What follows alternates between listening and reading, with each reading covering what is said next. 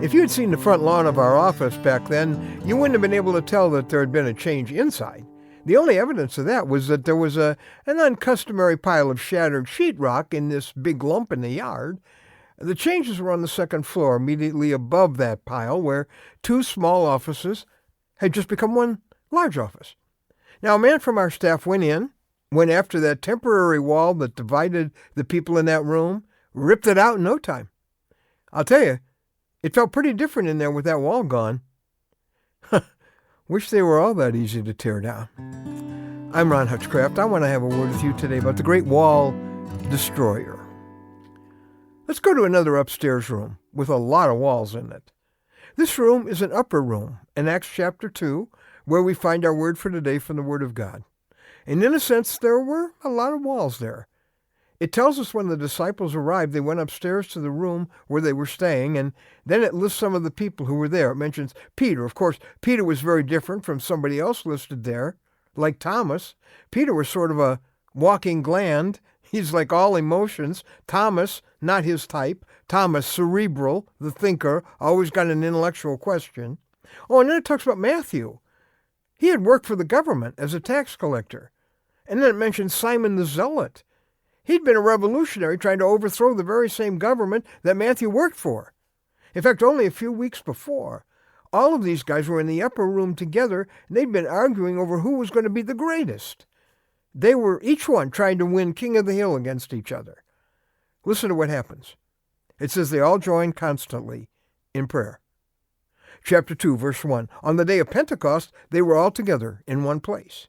Chapter 2, verse 42 says, the new Christians had devoted themselves to the apostles' teaching, to the fellowship, to the breaking of bread, and to prayer. That word fellowship is koinonia. It means intimate closeness. Verse 44, after they prayed together, all the believers were together and had everything in common. And the book of Acts goes on talking about times when the people will pray together, and it literally brings them together. Hey, listen. You want to tear down a wall between rooms? Use a crowbar. If you want to tear down walls between people, use prayer.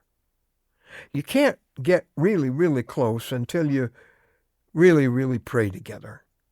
I know sometimes prayer can be a time when people still keep their masks on.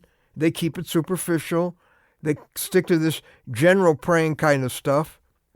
But real prayer is where people come together and express how they really need the Lord. And worship Him with specific thanks for specific things He's done recently. You fight together on your knees for the lives of people you care about. You come against Satan. You come against the stronghold of darkness that you both know is there. You admit your struggles. You passionately seek His strength, His answers, and walls start coming down. Every married couple needs to pray together daily. It is the ultimate glue between people.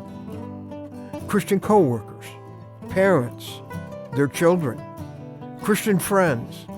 Even if it starts out feeling awkward, go to your Father together. In fact, the person you're having the most difficulty with is probably the one you most need to be praying with.